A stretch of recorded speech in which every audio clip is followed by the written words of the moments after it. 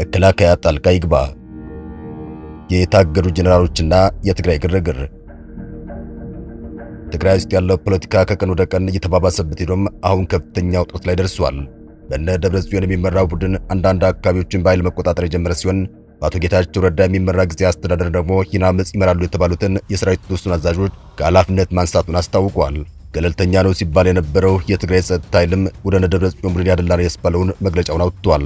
የጸጥታ ኃይሉ የጌታቸው ረዳን ውሳኔ እንደማይቀበልና ከስልጣን የተነሱ 3 ጄኔራሎች እንደሚቀጥሉ አስታውቋል። ሁኔታው እየተባባሰ በመምጣቱ ምክንያት ከጊዜ አስተዳደር ጎን እንደሆኑ የሚነገርላቸው ጄኔራል ጻድቃን የዓለም መንግስታትና የፌዴራሉ መንግስት ትግራይ ውስጥ ጣልቃ ገብተው ሁኔታዎች ከቁጥጥር ሳይወጡ እርምጃ እንዲወስዱ ጠይቀዋል። የነ ደብረጽዮን ቡድን በኃይል በርካታ አካባቢዎችን መቆጣጠሩን ተከትሎም ብዙ የትግራይ ተወላጆችና ፖለቲከኞች ጭምር እየተቃወሙት ነው። እስከ መጨረሻው ድረስ አብራችሁን ቆዩ።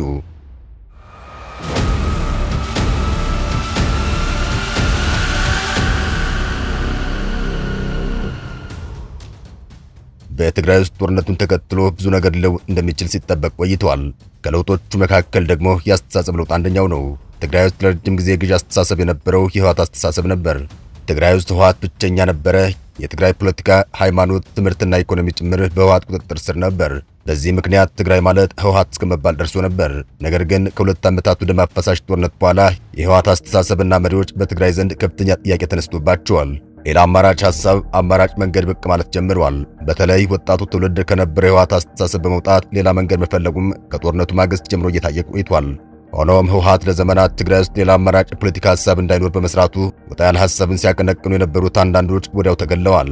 ነገር ግን ይህ ሁኔታ እያደገ መጥቶ አሁን ላይ ለውጥ ፈላጊ ኃይል አቅም እያገኘ መጥቶ በጊዜ አስተዳደሩ ተወክሏል። አሁን ላይ ዋና ወሳኝ የትግራይ ጸጥታ ኃይል ቢሆንም ሁለቱ ቡድኖች በርካታ ደጋፊዎች አሏቸው። ወጣቱ በብዛት ጊዜ አስተዳደሩን እየደገፈ ሲሆን ይህም በስብሰባዎች ላይ ታይቷል። በአንጻሩ የነ ዶክተር ደብረጽዮን ቡድን እድሜያቸው በገፉ ፖለቲከኞችና የጸጥታ ኃይሎች ይደገፋል። በዋነኝነት አቦይ ስብሃት ነጋ ከአሜሪካ ሆነው ያግዙታል ተብሎ ይነገራል። በጊዜ አስተዳደሩ የሚመራ ቡድን ችግሮች በንግግርና በሰላማዊ መንገድ መፈታት አለባቸው ያለ ሲሆን ጦርነት ፈጽሞ ዳግም መፈጠር የለበትም ብሎ ይከራከራል። በአንጻሩ በነ ደብረጽዮን የሚመራ ቡድን ያሉ ችግሮችን በደር መተው አያስፈልግም፣ መደራደርም አያስፈልግም፣ ነገሮችን በኃይል ጭምር መጨረስ ያስፈልጋል የሚል አቋም እንዳላቸው ይነገራል። በዚህ መሰረት የተፈጠረው ልዩነት አሁን አድጎ ክልሉን አደጋ ውስጥ ወደ መክተት ደርሷል። ጉዳዩ በአማራ ክልል ካለው ውጊያና ከኤርትራ ጋር ጭምር የተያያዘ መሆኑ ደግሞ ከፍተኛ ጥንቃቄ የሚሻ ሆኗል። የትግራዩንም ሆነ የቀጠናውን ጉዳይ በጥንቃቄ ይከታተላሉ ተብለው የሚታመኑት ጄኔራል ጻድቃን በኢትዮጵያና በኤርትራ መካከል በማንኛውም ቅጽበት ጦርነት ሊነሳ ይችላል ማለታቸው ጉዳዩን የበለጠ አሳሳቢ ያደርገዋል። ምናልባት የነ ደብረጽዮን ቡድን ከኤርትራና ከፋኖ ኃይሎች ጋር የመጣመር ፍላጎት ሊኖረው ይችላል የሚለው ደግሞ በፌዴራሉ መንግስት በዋዛ የሚታይ ነው ተብሎ አይታሰብም። የትግራይ ውጥረት በአሁኑ ሰዓት በቀጥታ ከኤርትራ ጉዳይ ጋር የተያያዘ ሆኖ ታይቷል። ምክንያቱም ጄኔራል ጻድቃን እንዳሉት ከኤርትራ ጋር በመተባበር ጠቅላይ ሚኒስትሩን ማስወገድ የሚፈልግ ኃይል እንዳለ ይነገራል። ይህ ኃይል የነ ደብረጽዮን ቡድን እንደሆነም ከጄኔራል ጻድቃን ጽሑፍ መረዳት ይቻላል። ጄኔራል ጻድቃን በትግራይ ውስጥ ያለው ልዩነት ለመፍታት ዓለም አቀፍ አካላትና የፌዴራል መንግስት ጣልቃ እንዲገቡ ጠይቀዋል። ምክንያቱም በነ ደብረጽዮን የሚመራ ቡድን የትግራይ ጊዜ አስተዳደርን በኃይል ለመንጠቅ እንቅስቃሴ እያደረገ ይገኛል። በዚህ መካከል የኢትዮጵያ የባህር በር ጥያቄ አለ።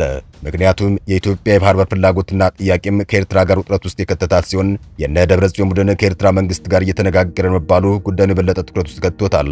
ጊዜ አስተዳደሩን እየመሩ የሚገኙት ሰዎች ከኤርትራ ጋር ጦርነት ሊኖር እንደሚችል ግምታቸውን ያስቀመጡትም ለዚህ ነው። ጄኔራል ጻድቃን በእንግሊዝኛ ባስነበቡት ጽሑፋቸው በሁለቱ ሀገራት መካከል የሚደረግ ጦርነት በሁለቱም ወገኖች እንደሚባለው አጭርና ወሳኝ እንደማይሆንና መደረጉ እንደማይቀር ተናግረዋል። ጦርነቱ ሲያከትም አሁን የምናውቀው የሀገራቱ ጂኦግራፊ ይለወጣል፣ በአፍሪካ ቀንድና ከቀይ ባህር አሻግሮ ጉልህ የፖለቲካ አስተላለፍ ለውጥ ያስከትላል ሲሉም ምናልባትም ኢትዮጵያ የባህር ጠረፍ ልትይዝ እንደምትችል ጠቁመዋል። በትግራይ ጊዜ አስተዳደር ውስጥ በምክትል ፕሬዝዳንት ማዕረግ ያልተማከለ አስተዳደርና ዲሞክራታይዜሽን ካቢኔት ሴክሬታሪያት ኃላፊ የሆኑት ሌተናል ጄኔራል ጻድቃን ገብረትንሳኤ በኢትዮጵያና በኤርትራ መካከል የሚቀሰቀሰውን ጦርነት የሱዳንና የቀይ ባህር ደህንነት ላይ በቀጥታ ተጽዕኖ ያሳድራል ያሉ ሲሆን ጦርነቱ ደግሞ ትግራይን የሚያሳተፍ እንደሚሆን አስታውቀዋል። ጄኔራሉ በጦርነቱ ማዕከል የምትሆነው በደንብ የሰለጠነና ልምድ ያካበተ ከፍተኛ ወታደር ቁጥር ያላት ትግራይ ናት ሲሉ ተደምጠዋል። ጄኔራል ጻድቃን ትግራይ ከዚህ ጦርነት መራቅና ሰላም እንዲሰፍን እንደምትሻ በጽሑፋቸው ገልጸዋል። ለሰላም ያለው ዕድል እየጠበበ የመጣ ቢሆንም ወደ ግጭት ላለመግባት ሁሉንም መንገዶች መጠቀም እንደሚሻ ተናግረዋል። ከፕሪቶሪያው ስምምነት በኋላ በሁለቱ ሀገራት መካከል ያለው ግንኙነት መጠልሸቱን በማስታወስ ጦርነቱ አይቀሬ መሆኑን ጄኔራሉ ጠቅሰዋል። ዝግጅቱ የመጨረሻ ደረጃ ላይ ነው። ለጦርነት የሚደረጉ ዝግጅቶች አንዳች ደረጃ ላይ ከደረሰ በኋላ ወደ ኋላ መመለስ ይከብዳል ሲሉ ተደምጠዋል። እየመጣ ባለው ጦርነት ምክንያትም ትግራይ ከባቢያዊ፣ ፖለቲካዊ፣ ከታሪክና ከባህል አንጻር ስጋት ውስጥ እንደሆነች የተናገሩት ጄኔራሉ የኔ ምርጫ ትግራይ ለሰላም ጥሪ እንድታደርግ ነው፣ ብዙ ተሰቃይተናል ሲሉም አስተያየታቸውን ጽፈዋል። የትግራይ ክልል ጊዜያዊ አስተዳደር ፕሬዝዳንት የሆኑት አቶ ጌታቸው ረዳ አሁን ያለው ሁኔታ ወደ ጦርነት እንዳያድግ ማለታቸው ብቻ ጦርነት ስለማያስቀር ትግራይ አስፈላጊ ወዳልሆነ ጦርነት ሳትፈልግ እንዳትገባ ማድረግ እንደሚያስፈልግ ገልጸዋል። በህወሓት አመራሮች መካከል ያለው ክፍፍል በቀጠለበት ሁኔታ ውስጥ ኢትዮጵያና ኤርትራ ወደ ጦርነት ሊያመሩ ይችላሉ መባሉ በርካታ የትግራይ ፖለቲከኞችን አሳስቧል። በተለይ የተወሰኑ አካላት ማለትም በትግራይ ያሉ ወይም የደብረጽዮን ቡድን በጦርነቱ ከኤርትራ ጋር ለመሰለፍ ፍላጎት እንዳላቸው ይነገራል።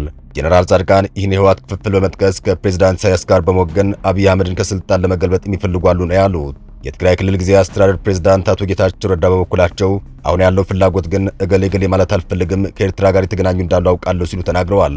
አያይዘውም በግል ነው በተደራጀ መልኩ የሚለውን ለጊዜ ትተን አሁን ሁሉም የሚፎክርበት ሁኔታ ነው ያለው፣ ጥራት ያለው ነገር እየተፈጠረ ስላልሆነ ከፋኖ ጋር ከገሌ ጋር ግንኙነት ጀምሬያለሁ የሚል ብዙ ነው ሲሉ ተደምጠዋል። የጊዜያዊ አስተዳደሩ ከፌዴራል መንግስት ጋር ያለው ግንኙነት ተፈናቃዮችን መመለስ የሚመለከት ነው ያሉት አቶ ጌታቸው ረዳ ኤርትራ ማጥቃት የሚል አጀንዳ ማንሳት አልችልም፣ ግን የማይቀር ነገር አለ። የኢትዮጵያና የኤርትራ መንግስት ግጭት ውስጥ ከገቡ በጸሎት ብቻ እንደማንድን አውቃለሁ ነበር ያሉት። ዓለም አቀፍ ማህበረሰብ ትኩረቱን በዩክሬን በመካከለኛው ምስራቅና ዲሞክራቲክ ሪፐብሊክ ኮንጎ ላይ በሆነበት በዚህ ወቅት የሚነሳ ጦርነት የሚያስከትለው ጉዳት ከፍተኛ እንደሚሆን ጀነራል ጻድቃን ይናገራሉ። የጦርነቱ ውጤት የሚወስነው እንደ ዩናይትድ አረብ ኤሚሬትስ፣ ሳውዲ አረቢያ፣ ኢራን፣ ግብጽ፣ ቱርክ ባሉ ሀገራት እንደሚሆን በጽሁፋቸው ላይ ጠቅሰዋል። የትግራይ ክልል ጊዜያዊ አስተዳደር አቅም የፕሪቶሪያ ስምምነትን ማስጠበቅ መሆኑን ጀነራል ጻድቃን ጽፈዋል።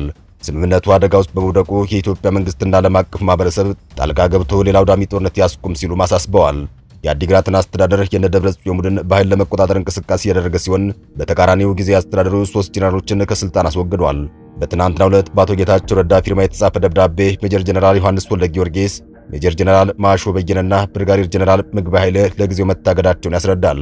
እነዚህ ጄኔራሎች በተደጋጋሚ ጊዜያዊ አስተዳደሩ መወገድ እንዳለበት ሲናገሩ የቆዩ ናቸው። ይህም በእግዱ ደብዳቤ ላይ ሰፍሯል። መጋቢት 1 ቀን 2017 ዓ.ም የተጻፈው ይህ የእግድ ደብዳቤ እንደሚያስረዳው ሦስቱ ከፍተኛ የሰራዊት አመራሮች የታገዱት ከመንግስት ውሳኔዎች መላ ህዝባችንና ወጣቱን ወደ ግርግር፣ የጸጥታ ኃይላችን ወደ እርስ በርስ ግጭት ብሎም ህዝባችንን ወደማይወጣው አዘቅት የሚያስገባ አደገኛ እንቅስቃሴ አድርገዋል በሚል ነው። ጊዜያዊ አስተዳደሩ በ3 ከፍተኛ የሰራዊት አመራሮች ላይ የእግድ ውሳኔውን ያስተላለፈው በዚህ ምክንያት መሆኑን ጠቅሷል። ይህ ሁኔታ ስርዓት ባለው አካሄድ መግባባት እስኪደረስበት ድረስ ከፍተኛ የጦር መኮንኖቹ ከሰራዊት ግንባር የማዘዝ ኃላፊነታቸው ላልተወሰነ ጊዜ የታገዱ መሆኑን አቶ ጌታቸው ረዳ በደብዳቤያቸው አስታውቀዋል።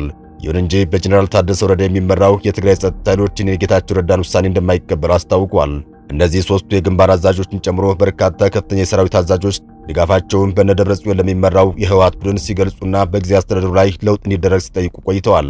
የሦስቱ ከፍተኛ የሰራዊት አመራሮች መታገድ በክልሉ መገናኛ ብዙሃን ይፋ ከመደረጉ በፊት አቶ ጌታቸው ረዳ ጋዜጣዊ መግለጫ ሰጥተው ነበር። በዚህ መግለጫቸው የትግራይ ሰራዊት አዛዦች ለአንድ ቡድን ወግነዋል ሲሉ መወንጀላቸውም አይዘነጋም።